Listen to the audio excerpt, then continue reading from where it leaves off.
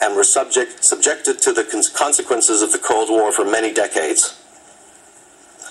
Today, they are living under the shadow of the threat, and their interests, security, and lands are endangered under the shadow of the arms race imposed by certain big powers. A bullying power allows itself the right to set up a missile system, makes the life of the peoples of a continent bitter, and lays the ground for an arms race. Some rulers who superficially appear to be powerful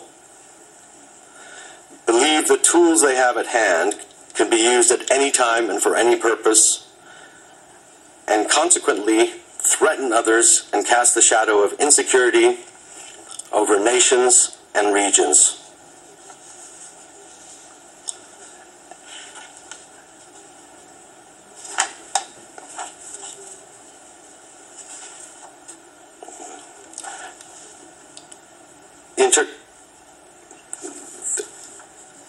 There are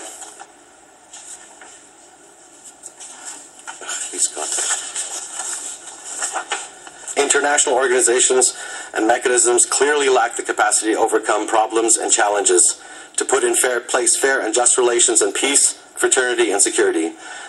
There is hardly any government or nation that places much hope in these mechanisms to secure its rights or defend its independence, territorial integrity, and national interests. Dear friends and colleagues, there are many more challenges than the ones I have enumerated, and I know that one would have introduced more if one had wanted to touch upon them. But I chose to confine myself to the ones I have stated. Now the important and decisive question concerns the roots and causes of these challenges. A scientific and careful analysis shows that the root of the present situation lies in two fundamental factors. Without doubt, the first factor lies in the relations arising from the consequences of the Second World War.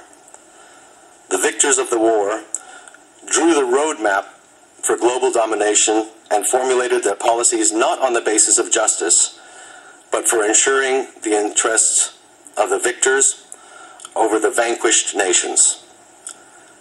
Therefore, mechanisms arising from this approach and related policies have not been capable of finding just solutions for global solutions since 60 years ago.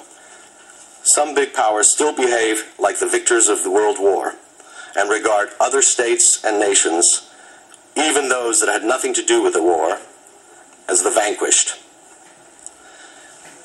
and humiliate other nations and demand extortion from a condescending position similar to that of the master-servant relationship of the medieval ages. They believe that they should have more rights than others, and also are not accountable to any international organizations. Mr. President, among all the ineffective bodies, unfortunately, the UN Security Council ranks first. They have created circumstances in which some powers, with exclusive and the special right to veto in the Security Council, act as prosecutor, judge, and executioner, regardless of being a defendant or respondent. It is natural that countries that have been subjected to those powers' infringements of their rights have no hope in getting what they deserve from the Council.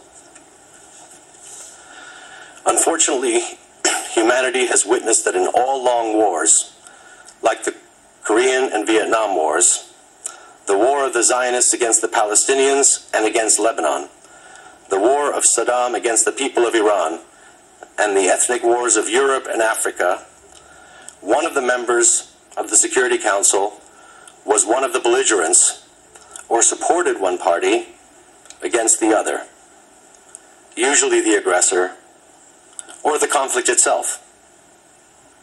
Let's look at Iraq. They first occupied the country and then received authorization from the Security Council, the same council in which the same occupiers have the right of veto.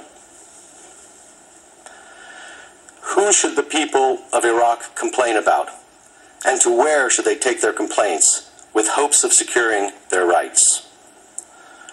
we saw in Lebanon that some powers, for a long 33 days, prevented the Security Council from taking any action against the Zionist regime with the hope of giving them time to achieve victory.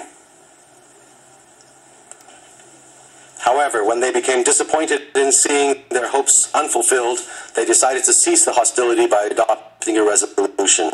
But the duty of the Security Council is to prevent the expansion of conflicts, to put in place ceasefires, and to promote peace and safety. To whom and to what organization should the people of Lebanon complain? Excellencies, ladies and gentlemen, the presence of some monopolistic powers has prevented the Security Council from performing its main duty, which is the maintenance of international peace and security based on justice. The credibility of the Council has been tarnished, and its efficacy in defending the rights of the UN member states has been undermined. Many nations have lost their confidence in the Council.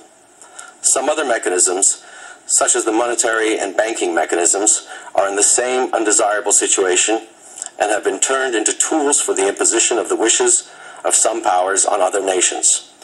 It is evident that these mechanisms are not capable of responding to current needs and solving challenges and establishing fair and sustainable relations. Dear colleagues, again, there is no doubt that the second and more important factor is some big powers' disregard of morals, divine values, the teachings of the prophets, and the instructions by the Almighty God, as well as the rule of the incompetent. How can the incompetent, who cannot even manage and control themselves, rule humanity and arrange its affairs? Unfortunately, they have put themselves in the position of God. They were in servitude to their own whims, and they desire to have everything for themselves.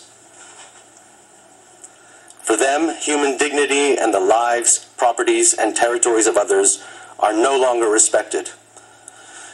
Humanity has had a deep wound on its tired body caused by impious powers for centuries.